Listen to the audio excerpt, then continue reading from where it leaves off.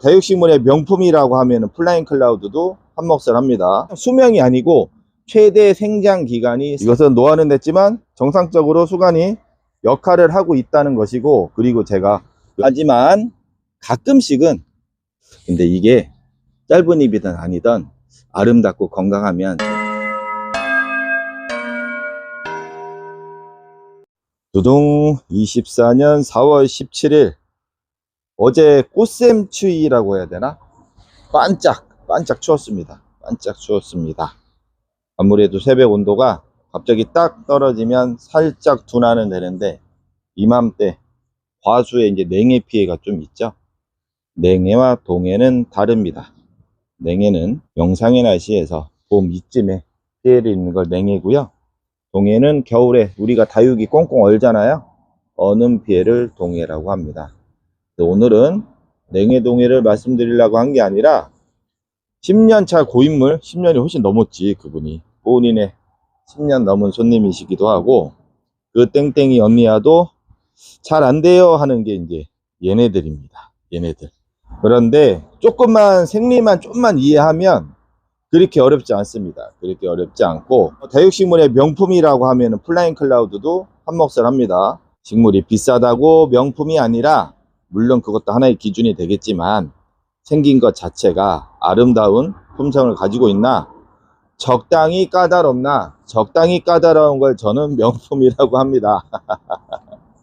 그래야지 키우는 사람들도 약간의 그 공부하신 분들은 더 잘 키우고 하는 것이죠. 또 플라잉 클라우드가 라떼는 엄청나게 진짜 엄청났던 그런 고가의 다육식물의 하나인데, 딱 보셔도 좀 귀티나지 않아요? 귀티나는 플라잉 클라우드입니다. 얘도 라떼는 시절에 주름을 잡았던, 지금도 시중에는 그렇게 많이 없어요. 아무래도 유행을 따라가는 형국이다 보니까 시장에서는. 그런데 이거는 화이어의 나이스, 둘 다 에케베리아의 품종인데, 플라잉 클라우드는 변이종 돌연변이 금품종이고요.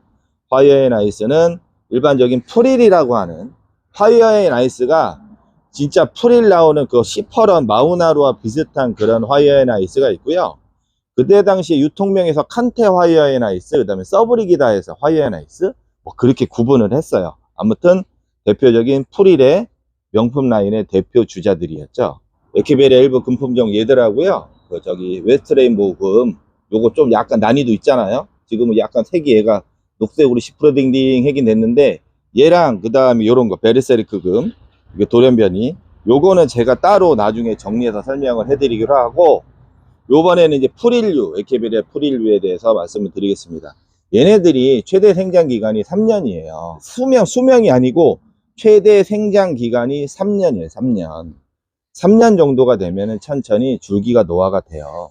그래서 커팅을 해서 한 2에서 3년 차쯤 정도에 잘라 가지고 심어주면은 되게 괜찮아져요. 물론 저희 거 보시면은 같은 에케베리아 프릴류, 프릴이라고 보통 칭하는, 이파리 넓고 레이스가 좀 잡히고 그런 애들을 대부분 프릴이라고 칭하는데, 이게 지금 본인의 시작 거의 생겼을 때 2012년 11년 그때부터 있었던 거예요. 얘네들이 초창기에, 그때 초창기에 수입이 들어와서 철학기가 있는 애들을 이제 데려와서 풀려버린 거예요. 대부분의 이렇게 노화된 에케베리아 프릴류나 일반 다육이도 마찬가지로 얼굴이 작아지잖아요. 그런데 이것은 노화는 됐지만 정상적으로 수간이 역할을 하고 있다는 것이고, 그리고 제가 영양을 보충을 해주잖아요. 뭐 칼슘을 시비한다든가 12월 메이트를 준다든가, 가끔 삐리할 때 뭐 스티뮬레이터를 활용한다든가, 그런 식으로 그냥 뭐 분갈이, 영양관리, 온도관리, 뭐 수분관리가 전체적으로 이루어진 것이죠. 그래서 2, 3년마다 주기로 자르진 않아도 관리만 잘 되면 충분히 키우실 수가 있다. 하지만 잠깐 건너편 재배동에 왔습니다. 하지만 가끔씩은 커팅을 해서 한 2에서 3년 차라고 딱 단정 짓기는 뭐하고, 성장을 하다가 얼굴이 차츰차츰 작아지는 느낌이 들면 그때는 커팅을 해서 새로 뿌리를 내리는 방법도 좋다고 추천을 드립니다. 얘네들은 왜 여기 있냐면요, 최근에 입고가 된 것인데 줄기가 그렇게 마음에 들질 않았어요. 물론 정상이거든요.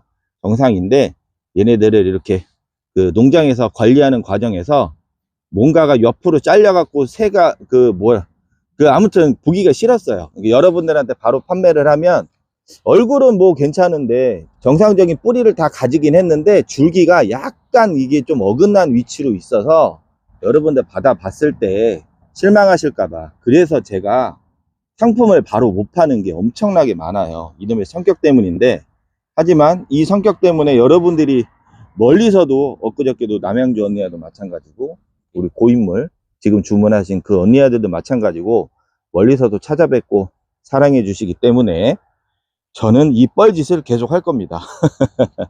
그래서 칸테, 뭐 플라잉 클라우드, 파이어 앤 아이스, 서브릭이다.